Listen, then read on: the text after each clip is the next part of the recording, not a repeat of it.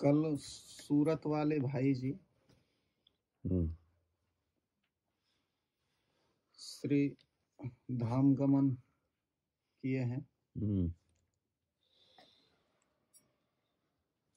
जहाँ तक कि हमें लगता है कि नित्य का जो सत्संग रात्रि में जो आपके श्रीमुख से होता है वो उन्हीं के द्वारा आग्रह करके, उन्हीं ने आग्रह करके आपसे ये आज लाखों लोग आपकी वाणी से कृत हो रहे हैं। उनके विषय में दो शब्द। जय जय श्री राधे श्याम, निताय गौर हरि बोल। सूरत में रहते हैं भाई जी, उनका नाम तो हमको पता नहीं, सब कोई भाई जी नाम से जानते हैं। और वास्तव में संत होता है अंतःकरण, संत कोई पोशाक नहीं। हम तो पहली बहुत बार कह चुके हैं, अभी भी कहते हैं, और ये सत्य है। ये तो स्वरूप लक्षण है। चेहरा देख करके, तिलक कंठी माला आदि देख करके हम एक धारणा कर लेते हैं ये संत हैं। माने संत का जो भी गुण होना चाहिए इनमें है। दंडवत करते हैं। हम क्या जानते हो क्या भजन करते हैं क्या नहीं करते हैं, वो थोड़ी पता है। वो भजन करते हैं कि नहीं कि संत का बीज धारण करके कोई दुष्ट बुद्धि, कोई ऐसे बुद्धि संपन्न बैठा है सब। लेकिन ना, हम पोशाक देख करके हम धारणा कर लेते हैं स्वरूप लक्षण के द्वारा, ये लक्षण से ये संत है। लेकिन मूल है तटस्थ लक्षण गुण के द्वारा। वो दिखने में आता नहीं है, वो व्यवहार से परिचय मिलता है। जिसका जैसे व्यवहार, जैसे स्वभाव, शब्द से उसका पता चलता है।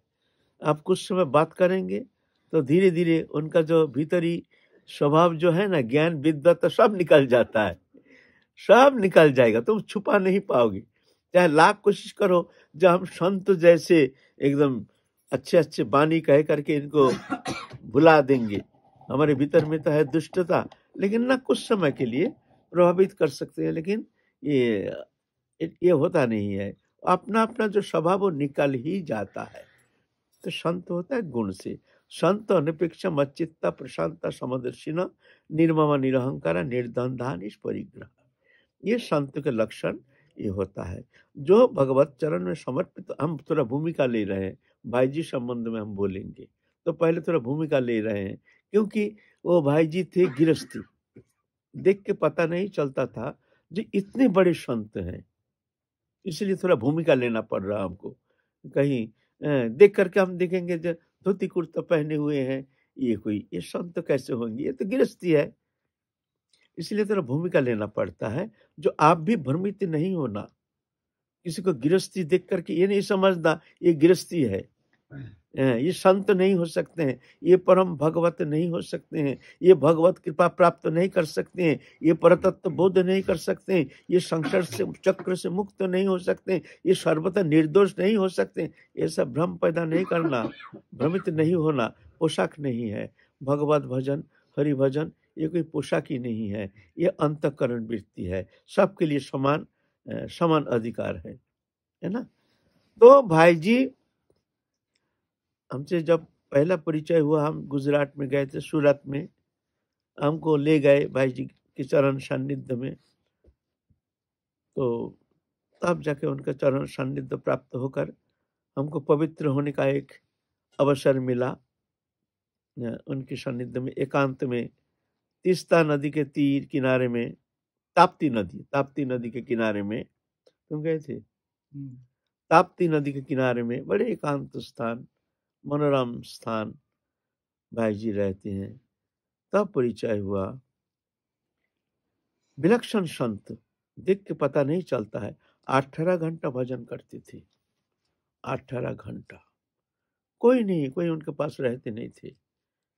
एकांत में गृहस्थी, वैराग लेकर के जंगल में नहीं रहते हैं, ऐसे ही एकांत में 18 घंटा शरण मनन ध्यान धारणा उपासना स्तव स्तुति वंदना और तत्ववेत्ता, समस्त शास्त्रवेत्ता, गीता संबंध में उनका तो अथाह ज्ञान, ऐसे उनके सानिध्य जो प्राप्त की है वो जानते हैं। जो भाई जी कैसे महात्मा थे, महात्मा ये चेहरा से पोशाक से पता नहीं चलता है। महात्मा महान आत्मा जिनकी, महान कौन है? जो संसार चक्र से मुक्त होकर के अपने अंतःकरण को भगवत चरण में समर्पित करके भगवान के लिए ही जीते हैं, जो समस्त प्रकार अभिमान वर्जित है। ऐसे जो आत्मा है वो कहते हैं महात्मा, महान आत्मा जिनकी। तो ऐसे महात्मा थे वो भाई जी।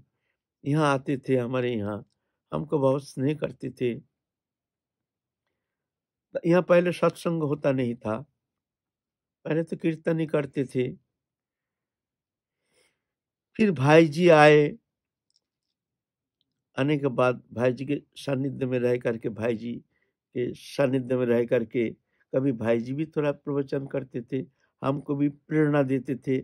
उनकी प्रेरणा से हम भी थोड़ा थोड़ा बोलने के लिए प्रयत्न करते थे। तो धीरे धीरे अभी हम ही बोलते हैं जैसे टूटी फूटी जैसे हो शब्द के द्वारा अपने वाणी को पवित्र करने के लिए, अपने अंतःकरण को शोधन करने के लिए थोड़ा सा हरि कथा परिवेशन करने का प्रयत्न करते हैं, है ना। तो ये भाई जी जो थे एक गृहस्थी में रह करके ऐसे महान पुरुष, ये वास्तव में वर्तमान समय बड़ा दुर्लभ है। संत में तो जो भगवत भक्त है उनमें बहुत सारे गुण होता है। वो गुण अपनी साधन चेष्टा से नहीं, अपनी जैसे हम चेष्टा करते हैं, हमारे अंदर क्रोध नहीं होना चाहिए, हमारे अंदर लोभ नहीं होना चाहिए, हमारे इंद्रिय वृत्ति जो है ये विक्षिप्त तो नहीं होनी चाहिए, शांत होना चाहिए हमारी इंद्रिय वृत्ति, हमारे जगत के दृश्यमान कोई वस्तु पदार्थ के प्रति मोह नहीं होनी, है ना। हम तो जानते हैं ना, कोशिश भी करते हैं लेकिन होता नहीं है। इधर थोड़ा सा खिंचातानी करते हैं तो इधर से निकल जाता है। कभी इधर कुछ करते हैं तो इधर से कभी क्रोध के ऊपर थोड़ा सा चेष्टा करते हैं दबाने की, इधर प्रवृत्ति आकर के खींच करके हमको ले जाता है, संसार चक्र में मोहित कर देता है। कभी लालसा, नाना प्रकार वस्तु दृश्यमान भोग्य पदार्थ के प्रति हमारे लालसा चेष्टा करके भी हम रोक नहीं पाते हैं। विवश होकर के मन का दृश्यमान जागतिक वस्तु भोग्य पदार्थ के प्रति लालायित होकर आकर्षित होकर भागता है। फिर उसको समझा बुझा करके हम चेष्टा करते हैं जे विषय वस्तु से मन को हटा करके, इस तरह से होता है ना खिंचातानी। लेकिन ऐसा नहीं, संत जो होता है जब वो भगवत चरण में समर्पित हो जाता है तो भक्ति देवी के कृपा से, भक्ति देवी कृपा करते हैं, जब भगवत चरण में समर्पित हो जाते हैं तब तो भक्ति देवी उनके भीतर में अनुप्रविष्ट हो जाते हैं। अनुप्रविष्ट होने के बाद भक्ति देवी की कृपा से उनके भीतर अशेष विशेष कुछ सद्गुण उनमें स्वाभाविक रूप में प्रकटित हो जाता है, जो कि चेष्टा के द्वारा, साधन चेष्टा के द्वारा जब हम इस सद्गुण से अलंकृत हो जाएंगे, हम सत्य का आश्रय करेंगे, हम हिंसा नहीं करेंगे, किसी को द्वेष नहीं करेंगे, क्रोधित नहीं, कोई काम नहीं चलेगा। समय आने पर फेल। खूब कोशिश किया, लेकिन जब परीक्षा सामने आई तो देखते हैं फेल। मैं तो अपनी बात कहता हूँ, परीक्षा के समय फेल।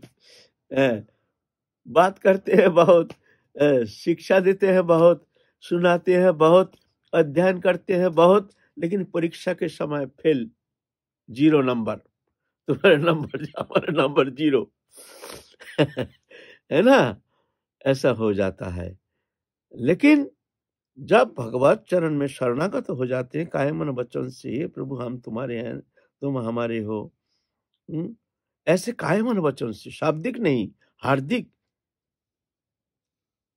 हर स्थिति में, शुभ अशुभ हर स्थिति में प्रभु की कृपा जान करके शांत रहना है। हर स्थिति में, ये नहीं हम शरणागत हैं हमारे कोई आदि व्याधि होगा नहीं, हमारे कोई दुख दन्न दारिद्री होगी नहीं, हमारे को कोई बाधा विपत्ति होगी नहीं, ऐसा नहीं होगा, होता है। ऐसा नहीं, जो संत हैं भगवत चरण में समर्पित तो हो गए हैं, उनका कोई आदि व्याधि होता नहीं, दुख दरिद्री है नहीं, उनको कोई विक्षेप नहीं, उनके लिए कोई माया मोह ऐसा नहीं होता है। फर्क कितना होता है, जो भगवत चरण में समर्पित हो जाते हैं वो उनमें समर्थ आ जाते हैं, उसको सहन कर लेते हैं। भोग प्रवृत्ति आती है लेकिन वो विवेक के द्वारा उसको दबाने में समर्थ हो जाते हैं। साधारण बहिर्मुख जीव वो दबा नहीं पाते, निकल जाता है। किसी ने कुछ कठोर शब्द कह दिया, विवेकी पुरुष विवेक के द्वारा उसको दबा लेते, नहीं हमको क्रोधित नहीं होना चाहिए, ठीक है विवेक, चलो शांत रहो, अपने आप को समझाते हैं, शांत रहो, कुछ बोलना नहीं, कुछ कहना नहीं, तुम साधु हो, तुम भगवत शरण, अपने विवेकी मास्टर है, अपने विवेकी जैसे भीतर में कोई हमको शिक्षा दे रहे हैं, आवाज दे रहे हैं ना, होता है ना ऐसा, भला बुरा किसी भी अवस्था में, तो विवेक जागृति होने का कारण उस समय वो समर्थ हो जाता है, वो अपने प्रवृत्ति को दबाने में, संयमित करने के लिए वो समर्थ हो जाता है। इतना फर्क है ना, दबा लेते हैं। तो साधारण बहिर्मुख जीव जो है, संसारी लोग, ये ऐसा कर नहीं पाते हैं, वो फुट के निकल जाता है, यह है विशेषता। तो जब भक्ति देवी के चरण कमल आश्रय करते हैं, भगवत चरण में समर्पित हो जाते हैं, तो उस भक्त के हृदय में शुद्धा भक्ति देवी आविर्भूत हो जाते हैं, बैठ जाते हैं उनके भीतर में। बैठने से फिर भक्ति देवी की जो अलौकिक दिव्य गुण है, वो गुण धीरे धीरे उनके भीतर प्रकट होना शुरू हो जाता है, चेष्टा करके नहीं, भक्ति देवी की कृपा से। अप्राकृत गुण, कृपालु, अकृतद्रोह, सत्यसार, सम, निर्दोष, बदान्न, मृदु, शुचि, अकिंचन, सर्वोपकारक, शांत, कृष्णैक शरण, अकाम, अनिह, स्थिर, विजित सरगुण, मितभूक, अप्रमत्त, मानद, अमानी, गंभीर, करुण, मैत्र, कोबी, दक्ष, मौनी, ये सब सारे सद्गुण से अलंकृत हो जाते हैं। तो क्या होता है, एक सोना एक अलंकार बन के आता है, तो देखने में कितना सुंदर लगता है। पहले सोना होने से ही वो सुंदर नहीं होता है, अलंकार नहीं होता है, धारण करने लायक नहीं होता है। जब अलंकार बन के उसके बाद पॉलिश चढ़ के आता है तो चमक, देखो इतने सुंदर गहना, देखिए कैसे है ना, वही सोना है, कीमत तो उतना ही है। एक सोने का टुकड़ा का जो कीमत है और एक बना हुआ गहना जो एक ही कीमत है। ऐसा नहीं ये बेचने से इसको तुमको पैसा ज्यादा मिलेगा, ऐसा नहीं, भाव तुमको उतना ही मिलेगा, लेकिन तभी आदरणीय होता है, तभी जाकर के धारण करने लायक होता है ना।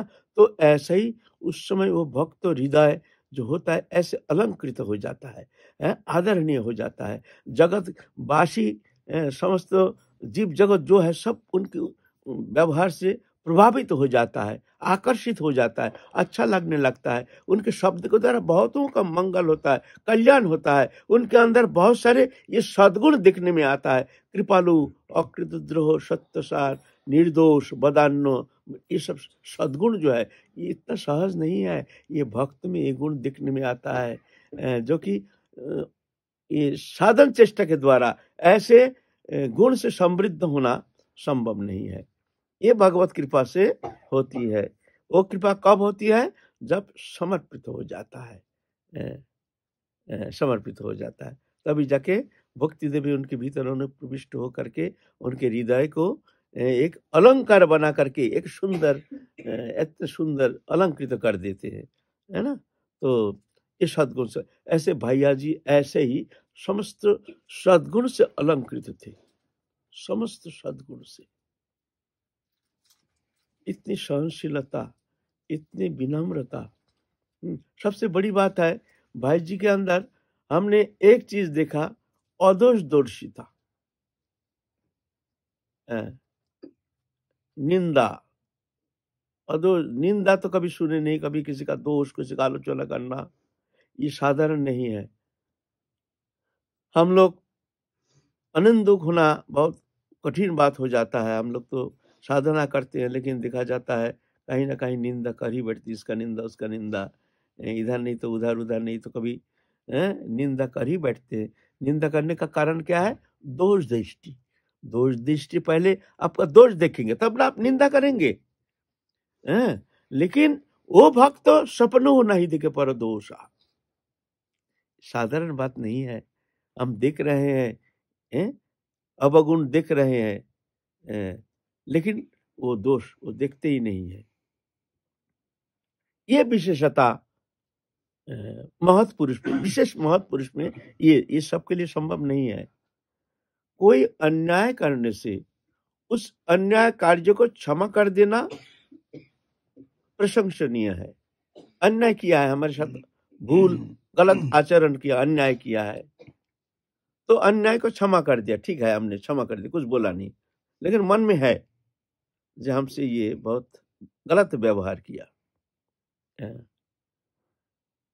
ये अच्छा है, प्रशंसनीय है, सहज नहीं है इतना भी। उससे भी ऊपर है, किसी ने अन्याय व्यवहार किया, अन्याय कार्य किया, उस कार्य को क्षमा कर दिया, अतः पर उस अन्याय कार्य को हमने भूल भी गया, ये उससे भी कठिन है। हम भूलते नहीं है, अन्याय तो व्यवहार किया, क्षमा भी कर दिया, लेकिन भीतर में रह गया वो व्यवहार बहुत खराब किया था। साला 20 साल बीत गया, फिर भी जब याद आती है बहुत गलत व्यवहार किया हमसे। भाई हमसे, हमारा भी तो ऐसा है भाई, हम किसको कहें भाई। अभी भी 20 साल पुराना किसी ने कोई किसी का व्यवहार अभी भी हमको टोकता है, हमसे गलत व्यवहार किया, क्या को निर्लज्ज होकर कहना पड़ता है, क्योंकि हमें बहुत दोष है ना, तो निर्लज्ज होकर हमको कहना पड़ेगा भाई, ऐसा थोड़ी है। यहाँ बैठ कर हम सफाई देंगे अपना, हम बहुत अच्छे हैं, ऐसा थोड़ी होता है, सत्य बोलना पड़ेगा ना। तो हम में तो भाई ऐसा होना संभव नहीं है। अभी 20 साल पुराना किसी ने कुछ ऐसा व्यवहार किया, कुछ किया, अभी भी टोकता है, बहुत गलत व्यवहार किया हमसे। लेकिन ऐसे महत् पुरुष जो अन्याय किया उसको क्षमा कर दिया, अतः पर भूल भी गया, भूल नहीं, कब ना, तो हमको तो याद नहीं ना, ऐसा तो होता नहीं, भूल भी गया। यह है उससे ऊपर। उससे भी और ऊपर एक स्टेज है, वो है कोई अन्याय कार्य करता है, उसका अन्याय कार्य वो दिखता ही नहीं, उसका नजर में ही आता नहीं है। कोई अन्याय किया है, भाई ये तो बड़ा गलत किया है, ना तो ऐसा तो कुछ है नहीं। हमको गाली दी गया, किसी ने बुरी तरह से अपमान कर गया, मैं आपको इतना अपमान किया, आपने गाली दी, ना तो ना, कौन फलाना, ना ऐसा तो नहीं ना, वो तो अच्छा आदमी है, वो तो ऐसा कर ही नहीं, दिखता ही नहीं, उनका नजर में आता ही नहीं, कौन खराब है कौन अच्छा है, सपन होना ही देखे पर दोषा। ये बड़े उत्तम कोटि के हैं, और वहां पहुंचना है हमको। अगर वो प्रेम चाहते हो, अगर वो प्रेम तुम चाहते हो, तो जाकर के उस स्थिति में हमको पहुंचना है। ये प्रेम मार्ग ऐसे हैं। भैया जी उस स्थिति के थे, अदोषदर्शी, और ऐसे समस्त सद्गुण से अलंकृत थे। संत अनपेक्षा, संत किसे कहते हैं? अनपेक्षा, किसी का अपेक्षा नहीं। कौन हमको क्या करेगा, विपत्ति समय में हमको देखेगा, किसी का अपेक्षा नहीं। आप ठाकुर जो करेंगे ठाकुर जी करेंगे, उनके भरोसे में रहते, विपत्ति आने से भी घबराते नहीं है, हमारे ठाकुर जी है। हाय तब चलो वो फलाना है, उनके पास थोड़ा जाएं, उनसे थोड़ा बोले, देखो इस समय हमको थोड़ा सहयोग दे दें, ऐसी स्थिति है, ना, परवाह नहीं किसी का, अनपेक्षा, मत चित्ता, जिनके अंतःकरण एकमात्र भगवत चिंतन में तन्मयता, तल्लीनता स्थिति है हर समय। प्रशांतता उसे कहती है जो किसी भी अवस्था में चित्त विक्षेप होता नहीं है। कोई अघटन हो गया, हमारा घर में आग लग गया, हम गए बाहर, आके देखते जल रहा है, भाई विक्षेप तो हो गई। हमारा इतना समय, लाखों रुपये का सामान नष्ट, घर मकान नष्ट हो गया ना, विक्षेप होता नहीं। किसका गया? जब हमारा ही है नहीं तो गया किसका? हमारा मकान जल गया, हमारा बुद्धि होने का कारण ही तो मकान जल गया तो हमको कष्ट होता है। पुत्र मर गया, हमारा पुत्र होने से तो हमको कष्ट होगा, हाय हाय बेटा मर गया। वह पुत्र जो हमारा ही नहीं है, तो तुम्हारा कष्ट का कोई कारण नहीं। कष्ट का कारण क्यों? मोह एवं ही कारणम, तुम्हारा मोह है उसके प्रति, दृश्यमान जागतिक वस्तु पदार्थ के प्रति तुम्हारा मोह होने का कारण तुम्हारी चिंता है। चिंता का कारण क्या है? तुम्हारा मोह है, आसक्ति है ना। तो संत उस स्थिति में प्रशांता, आने से हर्ष नहीं, जाने से विषाद नहीं। सम दुख सुख शस्त्र समलुष्ट सकांचन, प्रिया प्रियो धीर तुल्य निंदा संस्तुति, मान अपमान तुल्य तुल्य मित्र विपक्षय, सर्वरंभ परित्यगी गुणातीत उच्चति। यह है प्रशांता, माने किसी भी अवस्था में चित्त विक्षेप नहीं होता है। संसार है, यहाँ होगा आदि व्याधि उपाधि नाना प्रकार विक्षेप, कोई वस्तु समागम, कभी वस्तु नष्ट हो जाएगा, क्या क्या अघटन विघटन अनर्थ ये होगा। ये शरीर संसार का नियम ऐसा है। लेकिन जो भगवत भक्त है वो क्या देखते हैं? हमारे जो अंतर जगत हम यहाँ घुसा लेते हैं, प्रवेश करा लेते हैं, जिस कारण विक्षेप होता है। कोई चिंता आ गया, भीतर प्रवेश करा दिया, हाय ऐसा हो गया, क्यों हो गया, अब क्या करो, हाय हाय हाय हाय। तो घुसा है क्यों भाई? वहां घुसाओ मत, उसको बाहर के वस्तु बाहर रहने दो। वहां सिर्फ हम हैं, हमारे ठाकुर जी है, हम हैं, हमारे राधा रानी है। वहां दुनिया का कोई वातावरण हम प्रवेश होने नहीं देंगे। दरवाजा बंद है, वहां ठाकुर जी है और हम हैं। ये बाहर की मामला है, इससे लेना ना देना, मगन रहना। दुनिया का मेला, मैं हूं अकेला। ये भाव है, ये है हमारा अंतर जगत। ऐसे होना पड़ेगा, होगा, हो रहा है, होगा सबके लिए। लेकिन साधु वो अंतर जगत में प्रवेश करने नहीं देते। यहाँ लेना ना देना, ये मैं हूं, हम हैं, हमारे ठाकुर जी है, दुनिया का बात। तब जाकर प्रशांत होता। प्रशांत माने किसी भी अवस्था में उसका चित्त विक्षेप होता नहीं है। विक्षेप का कारण है हमारे दृश्यमान जागतिक वस्तु पदार्थ के प्रति आसक्ति। आसक्ति के कारण विक्षेप। जब नष्ट होता है तो विक्षेप होता है, वस्तु समागम में भी विक्षेप होता है, उलझ जाते हैं। प्रियजन आ गया, आनंद में एकदम हो हमारे प्रियजन ना, कोई प्रिय आने से भी आनंद नहीं, प्रिय वियोग से भी दुखी नहीं। प्रिय समागम आने से तो एक विक्षेप होता है, विक्षेप माने चंचल होता है। प्रियजन आ गया, कहाँ बैठे हैं, क्या अकेला है, एकदम उलझ जाते हैं, हा हा हा हा, अरे बड़े प्रियजन आ गया हमारे हैं।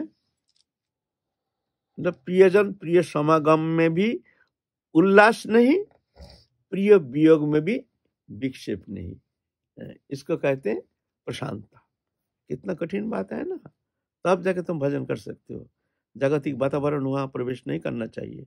किसी का प्रेम भी प्रवेश नहीं करेगा, किसी का द्वेष भी प्रवेश नहीं करेगा। कोई शुभ वस्तु समागम भी हमको आनंद के कारण नहीं बनेगा, कोई वस्तु नष्ट होने से भी हमको कष्ट का कारण नहीं बनेगा। वहां कुछ नहीं है, दुनियादारी जगत सब शून्य है। वहां हम है, हमारे ठाकुर जी है। वो हृदय वृंदावन में हमारे जुगल किशोर विराजमान है, और हम वहाँ पुजारी बन के हम वहाँ बैठे हैं, बस। और कोई नहीं है, कुछ नहीं है, बस। इसको कहते हैं प्रशांतता। और ये होना चाहिए। वहां पहुंचना है तो तुमको भी होना पड़ेगा। बोलो बाबा। जैसे आश्रमिक जीवन में रहते हैं सब लोग, गुरु भाई गुरु बहन भी रहते हैं, तो एक साधक भजन भी बहुत करते हैं, उनकी अपने गुरु में भी बहुत निष्ठा है, मगर वो झूठ बोलते हैं।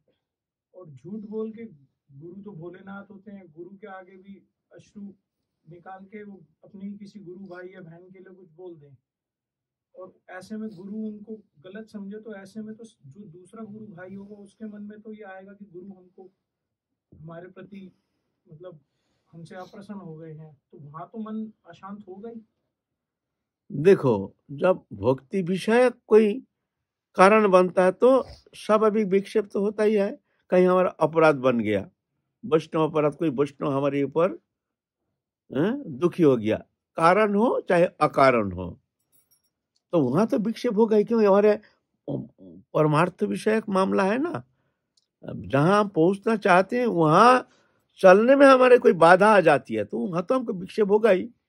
वो तो मार्ग अलग है ना, उस मार्ग में चल रहे हैं, दुनिया से अलग हट करके एक अलग मार्ग, परमार्थ, ये अर्थ है संसार मार्ग, और वो परमार्थ है, परम अर्थ है, उस मार्ग में चल रहे हैं, बाधा आ गई है तो विक्षेप तो होगा ही। साधक अवस्था में विक्षेप तो होगा ही, लेकिन विक्षेप होने से भी मन को बड़े शांत से उसको विचार पूर्वक विक्षेप को शांत करके समाधान का रास्ता देखना पड़ता है। समाधान, जिसका समाधान क्या है? कोई वैष्णव असंतुष्ट हो गया तो जब वैष्णव के पास जाना है, उनकी क्षमा मांगना है, उनको सेवा के द्वारा कैसे भी उनको प्रसन्न करना है, ऐसे है, ये सब कारण है। माने मन को जहां तक हो शांत रखने का चेष्टा है ना। ये तो होगा, संसार है, आश्रम में रहने से कोई झूठ बोलेगा, कोई तो कुछ प्रताड़ना करेगा, नाना प्रकार छल कपट कुछ भी, ये भी देखने में आएगा। ये संसार है, यहाँ तो हर जगह स्थिति, ऐसा कोई आश्रम नहीं है जिस आश्रम में ये समस्त प्राकृतिक प्रकृति जात गुण से मुक्त है, अवगुण से मुक्त है। मोह तंद्रा भ्रम रुक्ष रस परिश्रम सत्य क्रोध आकांक्षा शंका, ये सब इससे मुक्त है, ऐसा होता नहीं। उसके अंदर ही हमको चलना पड़ेगा विचार करके। ये जहां जाओ, यहाँ नहीं, कहीं भी चले जाओ, ब्रह्मांड के कहीं भी तुम चले जाओ, तुम अगर समझोगे जो फलाना जगह जाने से हम विक्षेप से हम मुक्त रहेंगे, होता नहीं है। थोड़ा बहुत तो रहेगा ही, रहेगा ही, बिल्कुल रहेगा। अरे माया है ना, माया तो तुम्हारे पीछे पीछे चल रही है ना, माया तो तुमको छोड़ेंगे नहीं। तुम जानते हो हम जंगल जा रहे हैं, आप माया से मुक्त होकर के घर बार छोड़ के जंगल जा रहे हैं, आपको भजन करेंगे हो, और माया हंसती है। जो वहां तो फिर भी तेरे को तो देखने वाला तो कोई है, यहाँ तो तू अकेला है, तेरे को देखने वाला कोई नहीं, गला घोट के मार देगा अकेला। ये प्रियव्रत राजा जब जा रहे थे साधु बनने के लिए, सृष्टिकर्ता प्रियव्रत मनु महाराज के पुत्र प्रियव्रत उत्तानपाद, प्रियव्रत राजा जा रहे हैं, संन्यास लेकर के जाएंगे, भजन करेंगे। उस समय सत्य युग, तो भावना भी ऐसी है।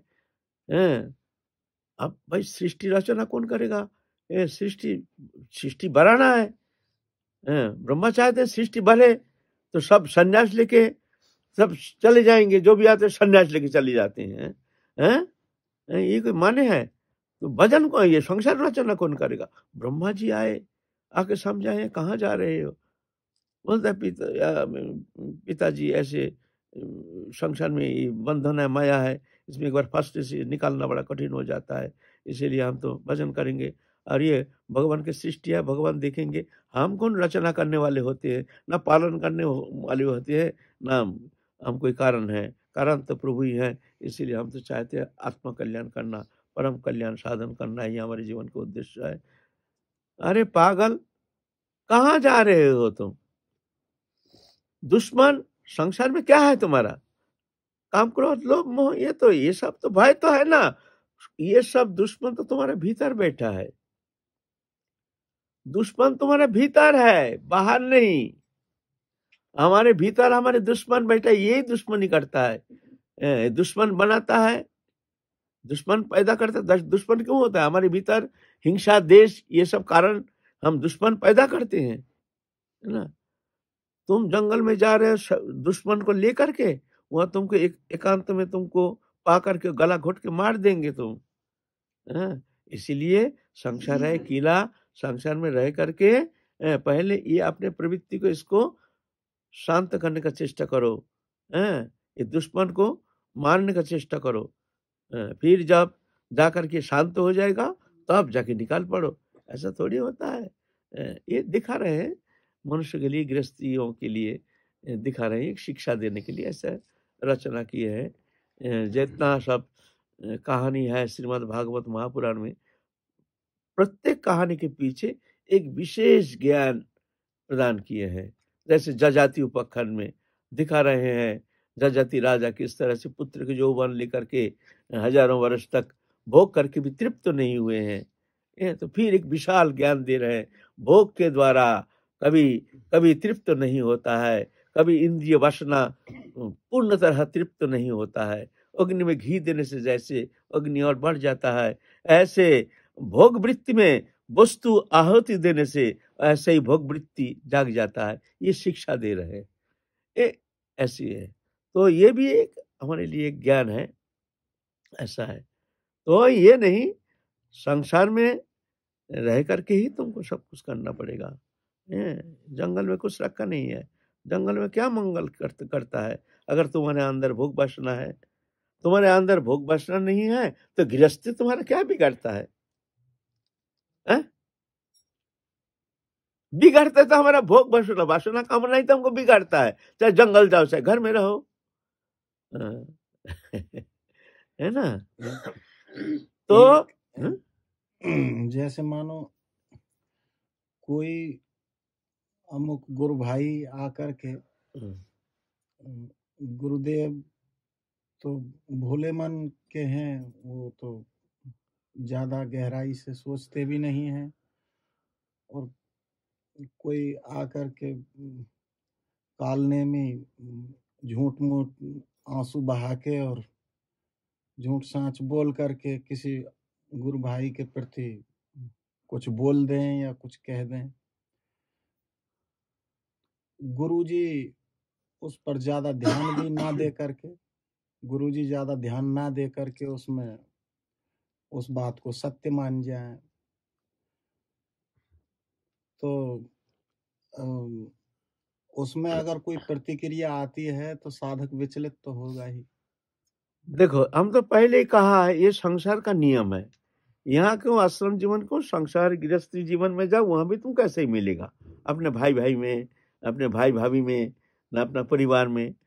तो उसको विचार पूर्वक तुमको समाधान करना पड़ेगा। ये रहेगा था है रहेगा। हम तो पहले कह दिया, ऐसा कोई स्थान, ऐसा कोई आश्रम, ऐसा कोई घर नहीं है जहाँ सर्वथा दोष मुक्त हो। ये रहेगा, ये युग प्रभाव, ये समय का प्रभाव है।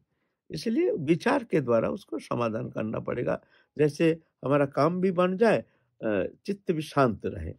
एक काम होता है बड़े विचार पूर्वक शांत भाव से उसको हम समाधान करने का कोशिश करते हैं, और एक समाधान है लठ लेकर के उसको समाधान एक बार में समाधान कर दो एकदम। तो लठ लेकर जो समाधान है ये तो ग्रामीण समाधान, लेकिन आश्रमिक जीवन में तो ऐसा होता नहीं है। ये बात है। लेकिन देखा गया है, भैया क्या बोल रहे हैं, देखा गया है कि उस समय तो प्रतिक्रियाएं उठती हैं, लेकिन बाद में देखा जाता है कि सदगुरुदेव उस बात को समाधान करके और फिर जो यथार्थ है उसी बात को श्रेय दे करके फिर सबको शांत कर देते हैं। ऐसा भी देखा गया। हाँ, मूल बात है विषय वस्तु को शांत करना है।